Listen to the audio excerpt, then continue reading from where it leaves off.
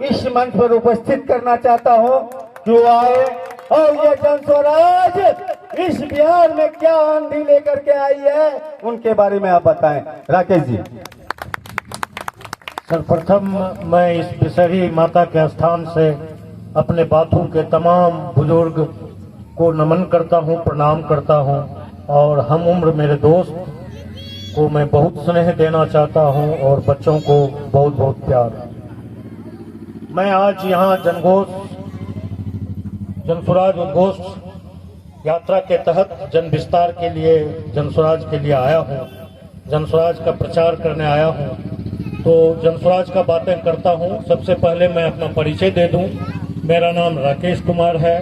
मैंने मास्टर की degree civil engineering से ली और उसके बाद मैं national highway authority of India, इसमें मैं डायरेक्टर के पद पे था। उसके बाद हमारे पिता जो बुजुर्ग हैं वो जानते होंगे, या जो नहीं भी जानते हैं सुल्तानगंज प्रखंड के लोग, वो यदि इस जगह से आगे बढ़ेंगे, आप सैदापुर जाएंगे, आप मानिकपुर जाएंगे, हरपुर बेलपुर जाएंगे या शाहपुर जाएंगे तो उनके बारे में पूछेंगे तो वो बता देंगे कि वो कितने ईमानदार व्यक्तित्व के आदमी थे। 17 मार्च 2023 को वो अपने कर्तव्य पथ पे चलते हुए इस दुनिया से सिधार गए। मैं जॉब में था, मेरे भाई गांव के मुखिया हैं, हुआ करते थे, अभी तो नहीं है प्रेजेंट टाइम में। तो उनको मैंने कहा कि अपने पापा के रास्ते को थोड़ा आगे बढ़ाना है। तो वो चूंकि किसान हैं, जिस तरह से बाबूजी किसान थे उसी तरह से वो भी किसान हैं, तो उनकी हिम्मत नहीं हुई। आज की इलेक्शन को तो आप लोग समझते हैं क्या है इलेक्शन, तो उनका साहस नहीं हुआ। तो वो बोले कि तुम ही इस काम को करो और मैं आप लोगों के बीच आप लोगों का आशीर्वाद प्राप्त करने आया हूँ। और मैं अभी जनस्वराज का जो 5 चीज है, जो रीढ़ है समाज का, उस पर मैं चर्चा करूंगा। उसके बाद हम लोगों का एक बदलाव का हस्ताक्षर है, रात्रि होने लगी है इसलिए मैं उसको भी पढ़ लूंगा। उसके बाद मैं अपने समाज के लिए क्या कर सकता हूँ ये मैं आपको बताऊंगा। मेरा घर ग्राम पंचायत किशनपुर अमखोरिया है। हम लोग जनस्वराजी कभी भी किसी तरह का वैसी बातें नहीं करते हैं जो पॉलिटिकल आदमी करते हैं। पता करने की चीज है, आपके पड़ोस का हूँ, आप मेरे बारे में पता करें, यदि स्वीकारनीय हो तो अपना आशीर्वाद जरूर दें। अब ये पार्टी पे निर्भर करता है, जैसा अभी हमारे अशोक भाई ने, रंजन भाई ने और प्रमोद भाई ने बताया कि मैं यहाँ से संभावित उम्मीदवार हूँ। अब संभावित उम्मीदवार तो हूँ, लेकिन पार्टी के भरोसे पार्टी जो करेगी उस पर आगे विचार किया जाएगा।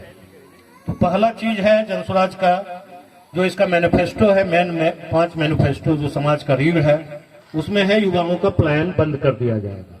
तो अब आप लोगों के मन में होगा कि पॉलिटिक्स है, चुनाव का समय है, इस तरह की बाधाएं होती रहती है, लेकिन मैं आपको ये विश्वास दिलाऊं कि हम लोग इस पलायन को किस नजर से देखते हैं। हम लोग जब कोविड में थे 2019 में, तो कोविड में हमने देखा कि हमारे बिहारी भाई जितने भी थे बाहर, वो लोग साइकिल से, पैदल या कोई बस करके या कोई गाड़ी करके जो हमारे बिहार में आया, और इस बदहाल बिहार में जो सरकार अभी चल रही है उसने उसको सीमा पे ही रोका था और उसको क्वारंटाइन कर दिया गया था। उसको अपने घर आने के लिए भी 14 दिन का वक्त लगा। तो ये इसी बदहाल बिहार में हमने ये देखा था कि वो 5 लाख की संख्या में लोग आए थे, नहीं सॉरी 6 लाख की संख्या थी जो लौट के वापस आए थे। 2 तरह की बातें हैं, एक आदमी बाहर जाके काम कर रहा है, वो पलायन नहीं है। मैं भी विदेशों में काम किया, वो पलायन नहीं है।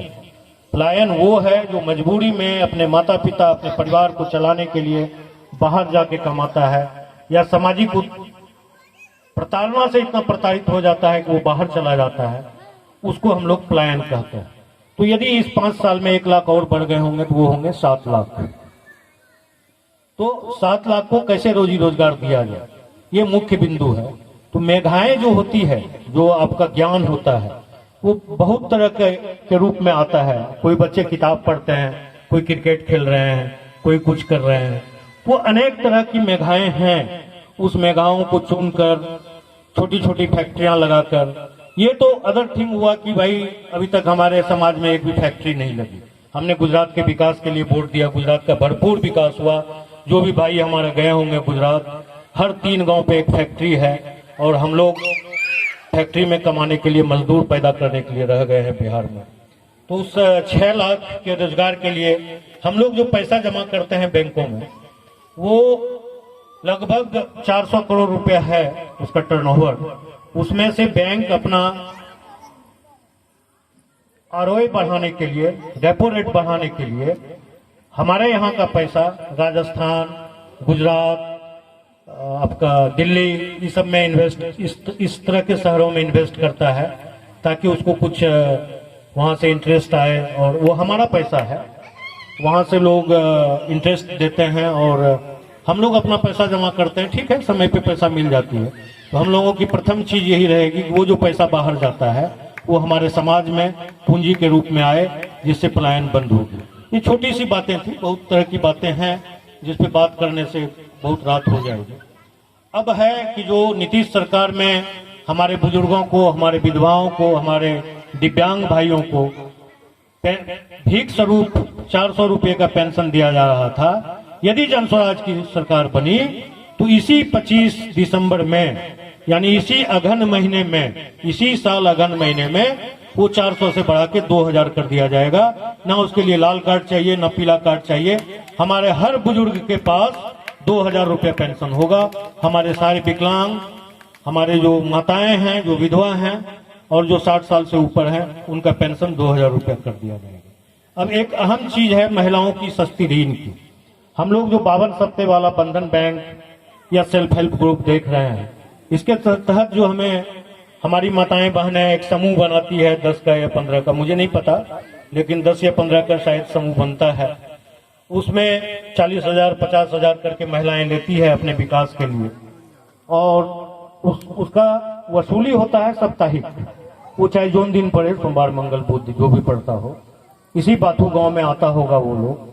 और यदि गलती से हमारे किसी माताओं बहनों के पास, उसी समूह के माता बहन के पास पैसा नहीं है, तो हमारे ही समूह के महिला से, हमारे ही समाज के महिला से उस महिला को बेइज्जत कराया जाता है, जो ये घोर अपमान और निंदनीय है कि हमारे समाज के लोग ही हमारे समाज के बच्ची और महिलाओं का आलोचना करते।